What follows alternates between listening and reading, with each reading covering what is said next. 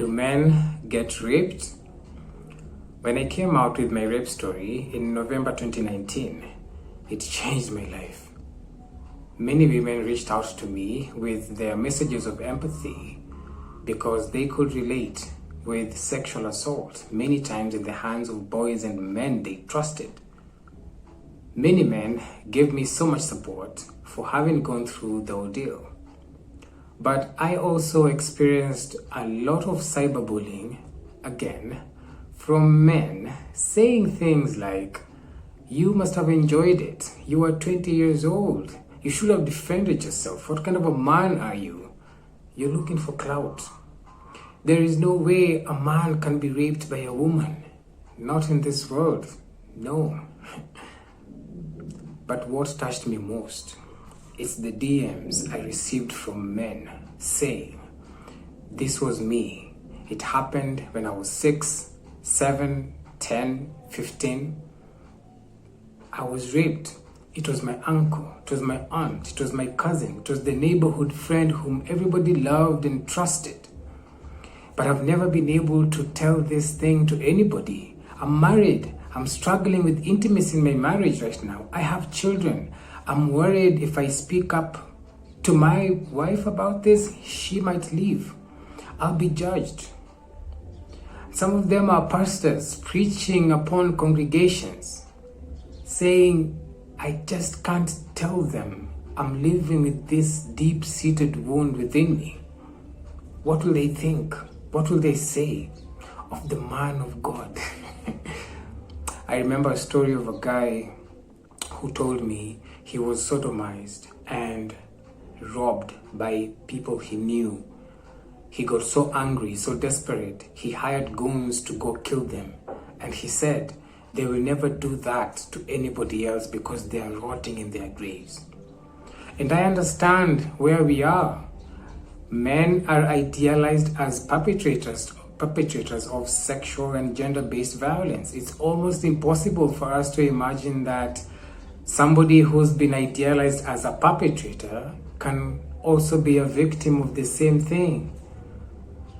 But it's happening to boys who are alienated from their emotions from such a young age, told to toughen up, told to keep quiet with their pain, told to just be strong all the time. But you know, the reality is, even being strong all the time can be painful. And that's why I was so excited to come across a book authored by a judge of the High Court of Kenya called Ruth Sitati, and it's titled The Predators. You can order it on predators.co.ke. I think it goes for about 700 shillings. What I like about this book is the judge, Ruth, compiles our stories of children, real life stories that were actually heard in court, where verdicts were made. And of course, statistically, it still shows that girls and women go through more sexual violation than boys. In fact, the Ministry of Health in Kenya reported that between mid-March and June 2020, there were 5,000 rape cases recorded. 70% of the victims and survivors, girls of 18 years of age and below. 5% of that number, boys and men who were violated, and a staggering 95% of the perpetrators being men. And what I like about this book is she actually she attempts to write stories of boys who were also violated. And of course, the stories are not many. The cases are not reported as they ought to because of, again, our ideas of masculinity and all the fear that comes with these issues. So I want to read a story for you that, of course, the names have been changed to protect the people here. Vincent here is a 6-year-old who was raped by a young fellow who, everybody knew in the neighborhood, and his life changes forever. There is no electricity in the estate, just dim yellow light from lanterns glimmering in different houses. The houses are arranged in rows of 5 or more, and there are no fences to demarcate them. It is early July. The sun turns the green leaves into shades of gold in the evenings. In the afternoon, it burns everything in its path. At night, all the houses are engulfed in the heat, which makes almost everyone go outside to sit at their porch until midnight. Lolo lives alone with her 6-year-old son, Vincent. Their house sits on the ground floor of an old single-story building in the estate. There are about 10 families in the compound and each occupies 2 rooms. At dusk, Vincent's mother decides she needs to buy some milk from the kiosk in the estate. She lights a lantern and places it on the low wooden table in their living room. "I will be back soon, Vin," she calls out to her son. The boy answers from the back of the house where he is filling ant holes in the sand with water. He enjoys watching the water go in through one hole and out through another some distance away. The flood he has created submerges all the ants or drives out the bigger ones. The evening light is growing dim, but Lolo can still make out faces as she walks out into the street. A group of children carrying water in plastic jerrycans walks by and they say hello. She responds as she continues walking briskly. The open square, which serves as a meeting place for the estate, is filled with adults and children. Halfway to the kiosk, it strikes Lolo that she should return home at that very moment. She is a little worried about Vincent but pushes the thought away. Their estate is safe. The lack of fences makes it easy for everyone to see or hear what is happening in every house. This is not the first time she is leaving Vincent on his own.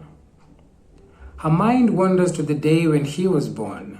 His eyes large and beautiful, his lips thin. Now at 6 years, he has grown even more handsome.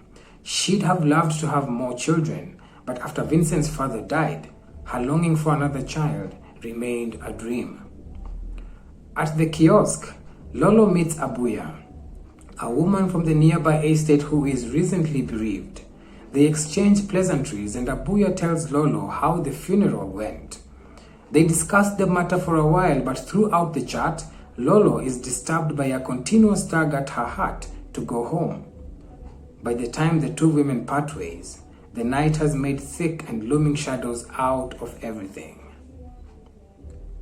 There is a small crowd outside her door.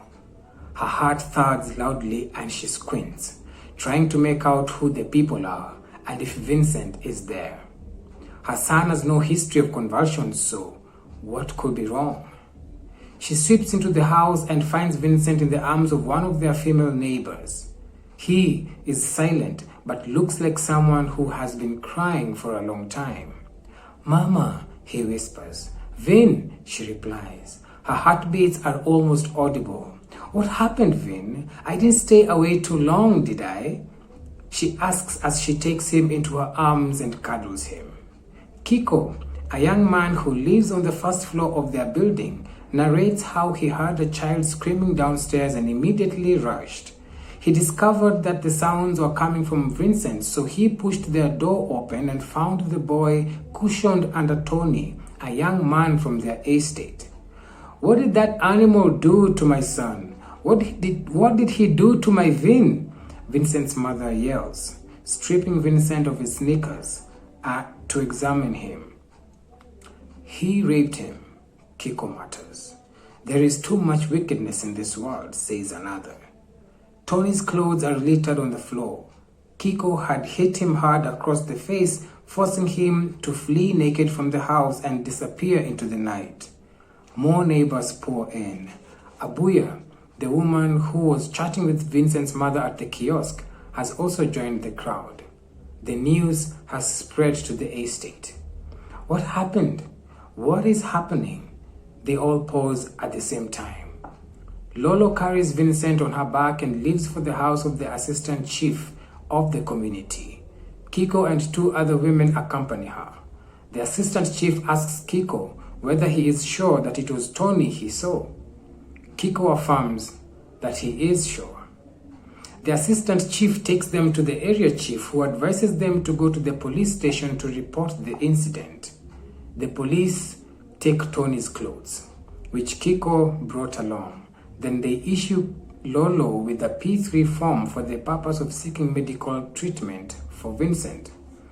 The following morning, Lolo takes Vincent to the healthcare center where his anal area is examined. His anus is reddish and has some swelling, proof that he was sexually assaulted. By evening of the same day, Kiko, Lolo, and Vincent receive an invitation from the police. When they get there, they find that Tony is already in custody. Kiko and Vincent identify Tony as the culprit. On the day after his arrest, Tony is arraigned before a court and charged with defiling a minor. He pleads guilty to the crime and is sentenced to life in jail. The whole estate erupts with joy when they hear the news. But only Lolo knows that Vincent is not the same boy she left at home that evening as she went to buy some milk from the kiosk. He has stopped playing with the ants and does not try to drown them anymore. He stares at things for long periods as if trying to unmask another face beneath every surface. His light has dimmed. He is no longer a child. The predators.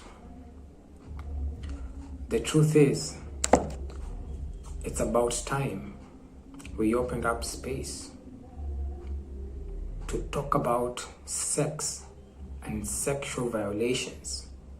It's about time we recalibrated how we view masculinity, how we imagine men in our communities, how even men imagine themselves.